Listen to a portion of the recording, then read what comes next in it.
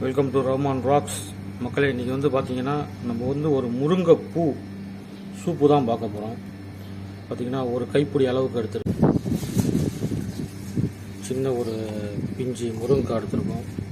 தக்காளி ஒரு சிறிதளவு எடுத்துருக்கோம். மல்லிக்கீரை எடுத்துருக்கோம். வெங்காயம் எடுத்துருக்கோம். வெங்காயம் வந்து பார்த்திங்கன்னா ஒரு ஆஃப் தான் எடுத்துருக்கோம், ஒரு சிறிய அளவுக்கு. 2 பல்லு பூண்டு எடுத்துருக்கோம். பூண்டை நம்ம வந்து நசுக்கிக்கிறோம்.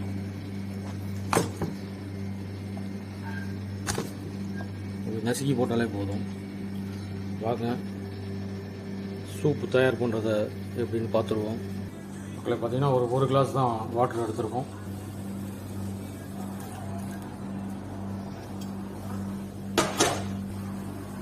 வாட்டர் கொதி வந்துருச்சு. ஆனியனை போட்டுக்கிறோம். டொமேட்டோ தக்காளியை போட்டுக்கிறோம். இந்த கட் பண்ணி வச்சுருந்த முருங்கை காயும் போட்டுக்கிறோம். பூண்டையும் போட்டுக்கிறோம். மக்களே பார்த்தீங்கன்னா நல்லா கொதிச்சுக்கிட்டு இருக்கு. இப்போ வந்து இதில் வந்து நம்ம சால்ட் ஆட் பண்ண போகிறோம். தேவைக்கேற்ப உப்பு. மக்களே இதில் வந்து பார்த்திங்கன்னா இப்போ கொஞ்சோண்டு தேவைக்கேற்ப பெப்பர் ரெடி பண்ணி ஆட் பண்ணிக்கிறோம்.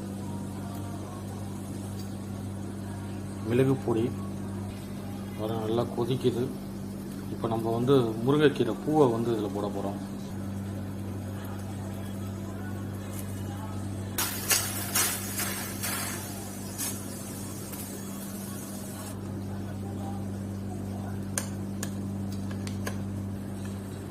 மக்களை பாருங்கள், நல்லா கொதிச்சு வருது.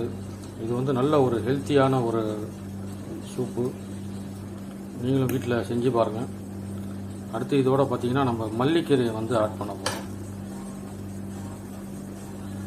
இதில் வந்து பூண்டை வந்து பார்த்தீங்கன்னா நசுக்கி தான் நம்ம போட்டிருக்கோம். அப்போ முழுசாகவே எடுத்துடலாம். அந்த பூண்டை ஒரு 5 மினிட்ஸ் கொதிக்க விட்டால் போதும். நீங்கள் உங்களுக்கு ஒரு முருங்கை பூ சூப்பு ரெடி ஆகிடும்.